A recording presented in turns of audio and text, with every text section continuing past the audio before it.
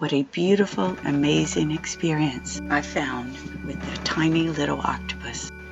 It all started with this little fish who pointed me in the right direction to find my octopus.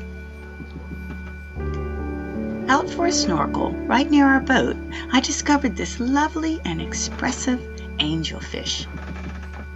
I'm not sure why it didn't swim away from me, or why it would even let me get so close, but I dove over and over and enjoyed those big round eyes.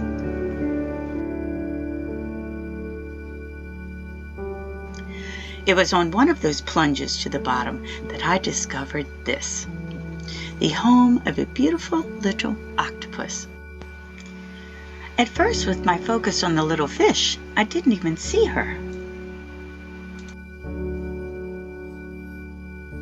There she is, tucked down in her home, wary of the odd creature hovering above her. Although I was only snorkeling and therefore forced to hold my breath, I became obsessed with her. I gave her a rock, which later she pushed out again, perhaps to show she was playing a game with me, perhaps because she didn't want it. But still, she remained safely tucked deep in the shell. I found a shiny spoon on the ocean floor and offered her that. Still no interest. But I wasn't giving up. And after the magical moment I was soon to experience, I am so glad I didn't. Maybe she sensed that I was not a threat to her, or maybe she accepted my silly gifts because of my intention. But she began to come out of her hiding place with each dive to the bottom. I removed the spoon. Later I brought it back to my boat as a way to clean up the bay and also as a souvenir. I tried offering a shell, but you can see she is still wary of me and retreats back into safety, but not quite as far as before. Each swim down gave her more trust and me more hope. That is when I had the idea to swim back to the boat to get some strips of tuna. I had bought the tuna from a fisherman that day for my own dinner, but I was happy to share. Was this even going to work? Would she even want the tuna? Would she trust me enough not to recoil from an object coming toward her? I asked myself a million questions, but always remained hopeful, and made my way back to my favorite little cephalopod. It was not easy to film and take the tuna out of the plastic container, but my priority was to give her the little piece of fish. Sorry I missed the part with me giving it to her, but you can see she quickly took it, still remaining in a safe zone.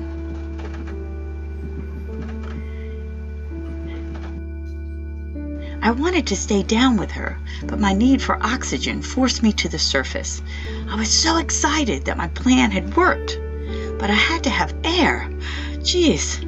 Gulping as much as I could, I zipped back down as fast as I could possibly swim. I gave her another piece of tuna and noticed that she was not retreating as far as before. Her tentacle reached for the tuna and slowly she took it, all the while changing color, probably to express herself, but I didn't have the knowledge to know what those color changes meant.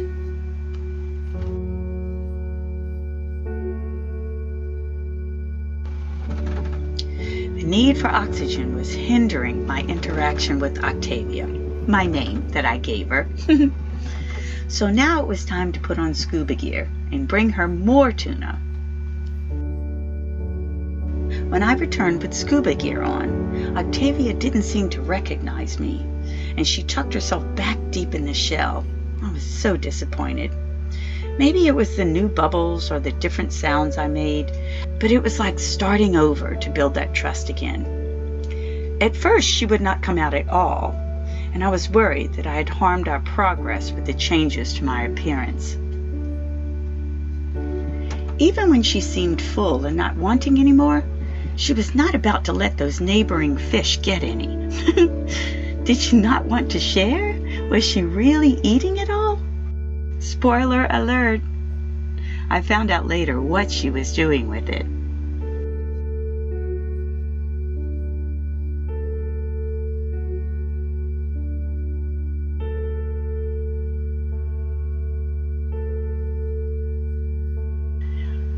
Eventually, the trust came back with her, with me introducing more tuna. I could see her eyes checking me out, and slowly she came back around. Was she giving me back this piece as if to say I don't want it? Or was she making an offering to me as she recognized me more and more? I'm not sure which, but the tuna strip soon disappeared. Either way, Octavia had changed her mind.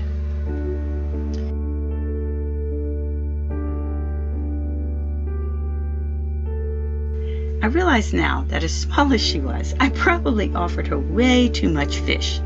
That either she wanted as much as I could offer her, or she was just being kind to me and accepting it. Perhaps like graciously receiving a gift from a friend that you really don't need, but you don't want to insult the giver. So, in my enthusiasm for Octavia's continued acceptance of my gifts, I gave her more and more until my container was empty.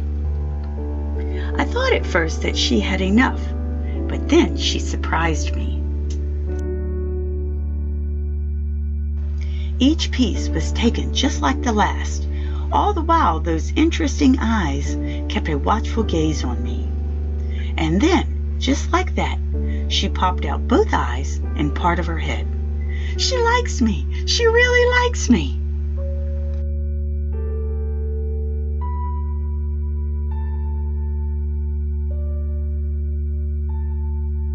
With each morsel of tuna, she seemed to trust me more and more. She did not retreat as she did in our first interaction.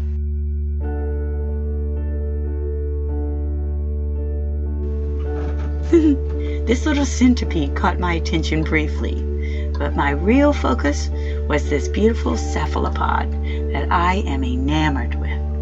After reading about how smart octopuses are and how they each have a distinct personality, I decided to test out the theory that some of them like to be gently stroked on the head. Would Octavia let me touch her? She seemed to be content in my presence. Would she allow our connection to move to a physical one? Would she accept a gentle touch? Would she accept me? There was only one way to find out. She did. Octavia let me stroke her head several times, and then reciprocated by reaching out her tentacle to touch me. She quickly pulled her appendage back. I don't think she had ever felt a human before. Kind of freaked her out. But she didn't seem to mind me touching her. In fact, her color changed to a lovely shade that almost resembled mine.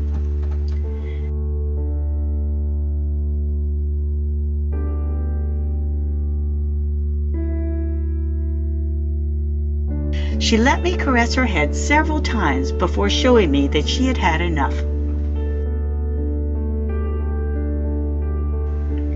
So I thought our interaction was over.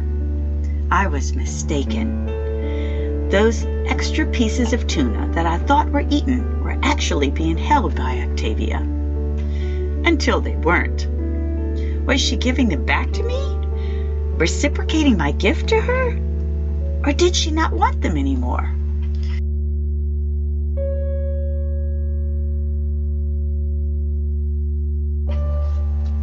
I'm not really sure. But her gift to me was allowing me an amazing interaction and for accepting me into her world.